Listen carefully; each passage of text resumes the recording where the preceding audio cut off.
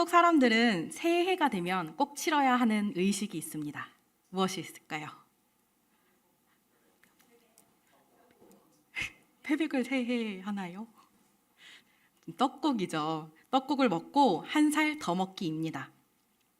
교회에서도 새해가 되면 꼭 하는 게 있죠. 통구영신 예배도 있고 새벽 기도회도 특세도 가지고 신년 말씀, 통독 등 우리 올해 초에 시작할 때 그렇게 했었는데요. 그렇게 하는 이유는 무엇일까요? 새로운 한 해를 맞이하면서 또 새로운 마음으로 시작하기 위함일 겁니다.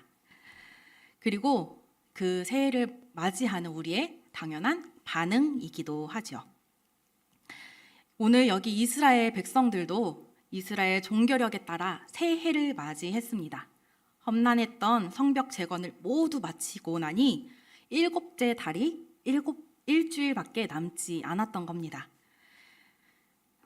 백성들은 성벽을 다 모두 완성하고 이제 각자의 삶으로 뿔뿔이 흩어질 수도 있었지만 느헤미야에게 이 완성된 성벽 안에서 하나님의 말씀을 배우고 싶은 간절한 마음이 있었습니다. 이제는 아무런 방해 없이 온전히 하나님의 말씀에만 집중할 수 있기 때문입니다. 그래서 학자 에스라를 초청하고 백성들에게 하나님의 율법을 가르쳐 주길 청했습니다. 성벽을 재건하기 위해서 모였던 사람들은 이 율법의 말씀에 어떻게 반응했을까요? 남녀노소, 말을 알아들을 만한 모든 이스라엘 백성이 한 곳에 모여서 말씀을 들었습니다. 그때 에스라가 모든 백성 앞에 서서 율법책을 딱 펼치기 시작했을 때 백성들은 어떻게 반응했나요? 우리 5절을 함께 읽도록 하겠습니다.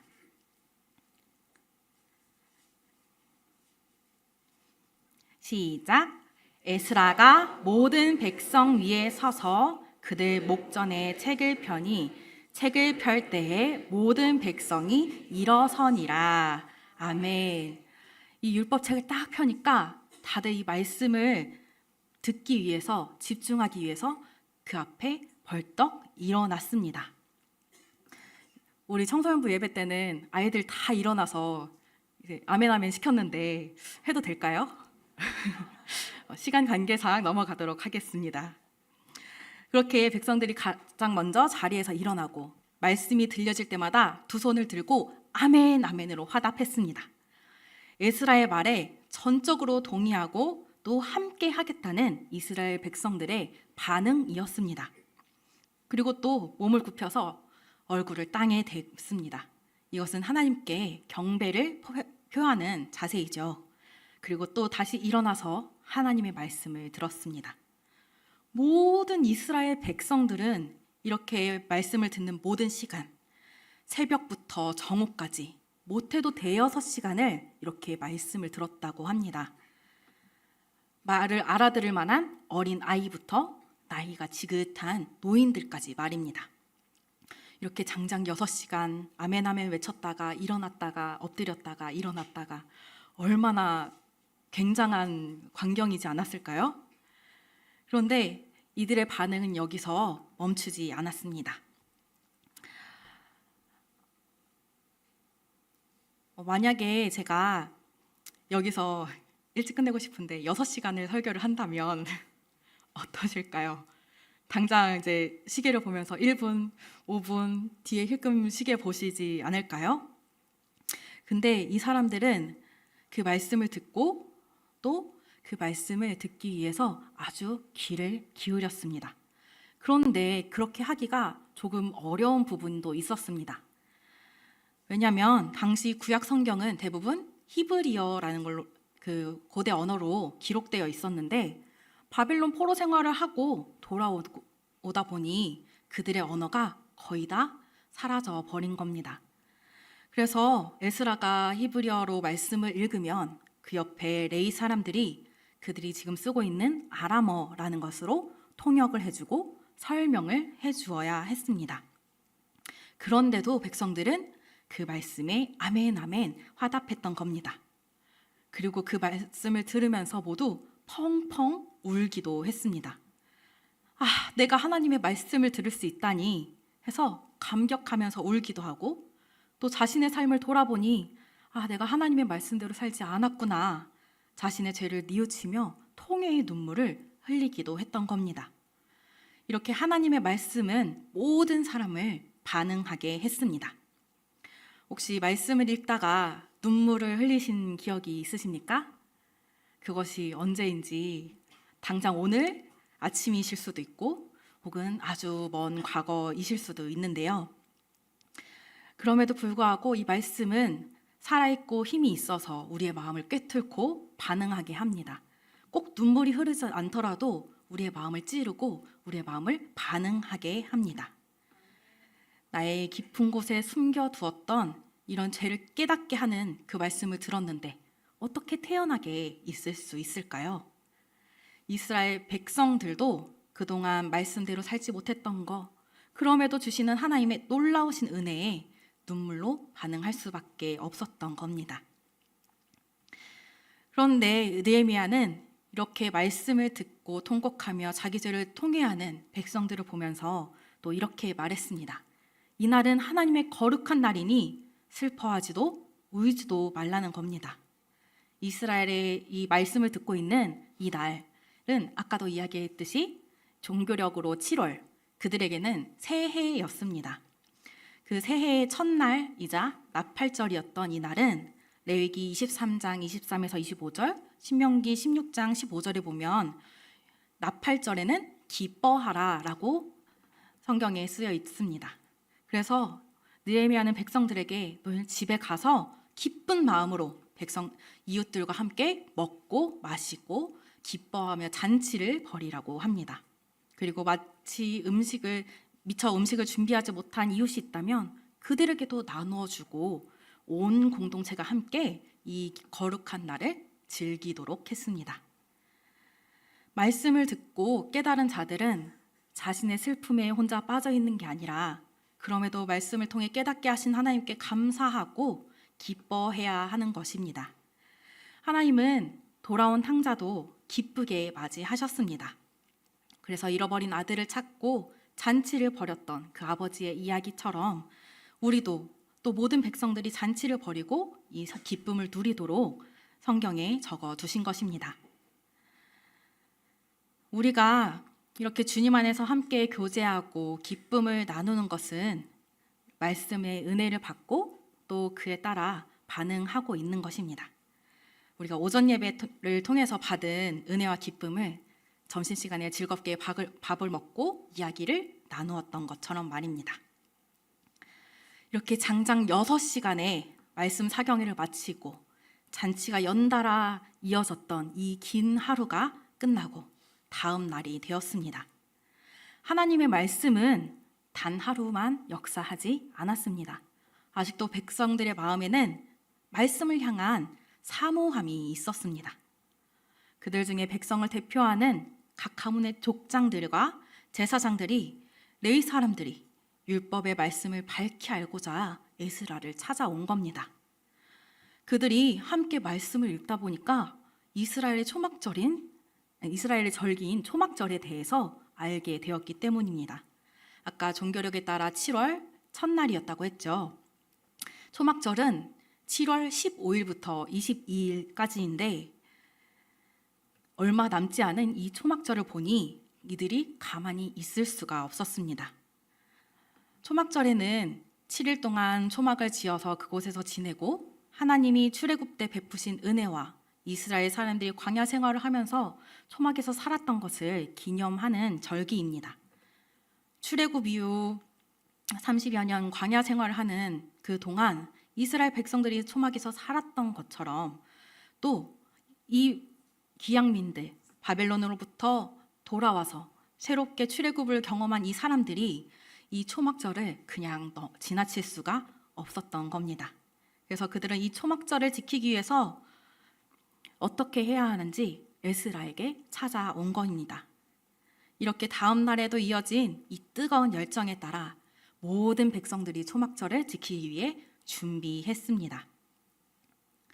7일 중 첫날에는 또 여덟 번째 되는 날에는 거룩한 성회로 모이고 또 7일 매일 번제를 드리며 첫날에는 여러 가지 아름다운 나무의 가지들로 그 초막을 짓고 하나님 앞에서 즐거워하라고 그 하신 말씀을 지켰습니다. 이렇게 이스라엘 백성들은 말씀에서 알게 된 것을 직접 적용하고 체험하였고 그로 인해서 하나님께를 더 찬양하고 진정으로 기뻐하는 반응을 보였습니다. 이렇듯 하나님의 말씀은 우리로 반응하게 만듭니다. 이스라엘 백성들이 일어났다 엎드렸다 아멘 아멘 외치게 되고 자신의 죄를 깨닫게 되고 공동체와 함께 기쁨을 나누는 것으로 이 말씀에 반응한 것입니다. 심지어 주일 하루 말씀 듣고 끝난 게 아니라 더 알고자 지도자를 찾아가기까지 했습니다. 그리고 말씀에서 명령하는 바를 지키기 위해서 움직였습니다.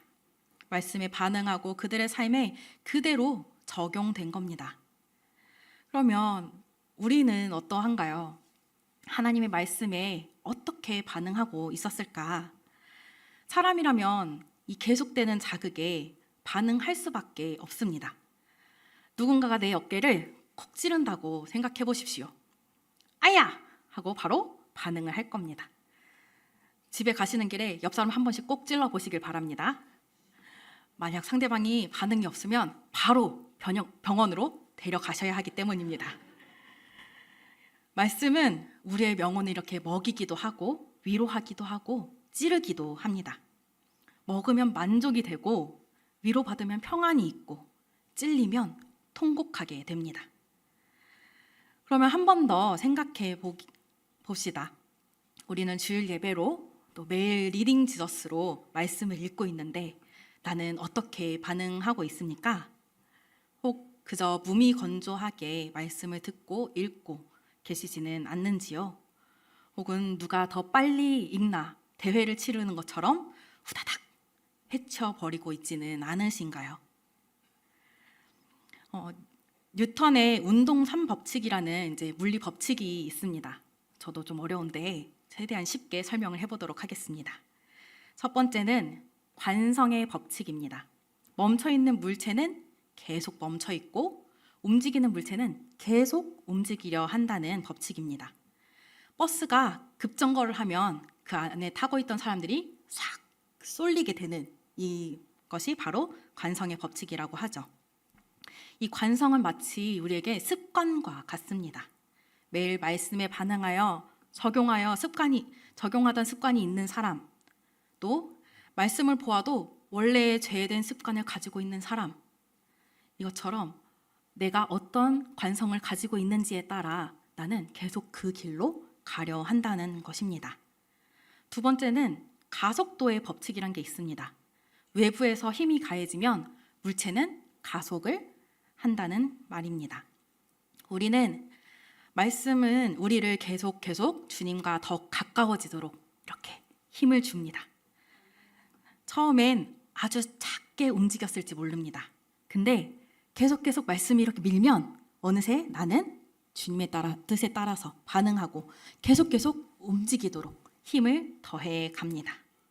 그런데 반대로 한번 죄를 짓기 시작한 사람은 처음엔 이 정도야 라고 안심했을지 모르지만 그것이 계속되면 눈덩이처럼 커져서 스스로 어찌할 바를 모를 만큼 커지게 됩니다. 바늘도둑이 소도둑 된다는 그런 속담처럼 말입니다. 또 세 번째, 작용, 반작용이라는 것이 있습니다. 어떤 물체 하나가 다른 물체 B에다가 힘을 가하면 물체 B도 물체 A에 같은 크기의 힘을 더해서 동시에 이렇게 힘을 주는 게 보이나요? 주고 있게 된다는 말입니다. 하나님의 말씀을 매일매일 보고 듣고 따르려고 하는데 아무런 변화가 없는 것 같은 그런 때가 있지 않으신가요? 마치 이 작용 반작용의 법칙처럼 말씀이 나를 움직이려는 힘과 내가 말씀을 무력화시킬 만한 무언가로 다시 반대로 밀고 있을지도 모릅니다. 지금 나의 상태는 어떤 법칙에 해당한다고 생각하시나요? 내가 말씀을 대하고 이 말씀에 반응하는 방향이 과연 같은 쪽인가요? 아니면 반대쪽인가요? 이 땅의 기준으로는 이 물리 법칙을 벗어날 수 없을지도 모릅니다. 그런데 완전히 불가능한 것은 아닙니다. 이 세상을 움직이시는 분은 하나님이시니 우리가 말씀을 보고 깨닫고 주님의 말씀대로 살고자 나오는 그 사람에게 어떻게 주님이 그 사람을 가만히 내버려 두시겠습니까?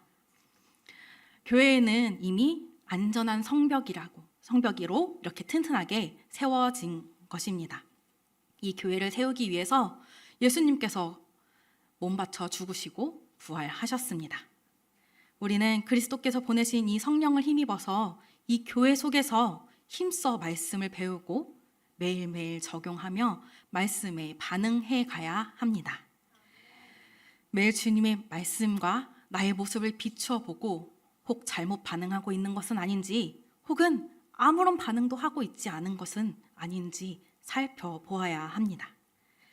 그래서 우리 사랑하는 부천 초대교회가 말씀에 반응하는 교회가 되기를 간절히 소망합니다. 그래서 말씀을 더 알고 깨닫기 위해 힘쓰고 말씀하는 대로 반응하여서 적용하기 위해 힘쓰길 더 원합니다.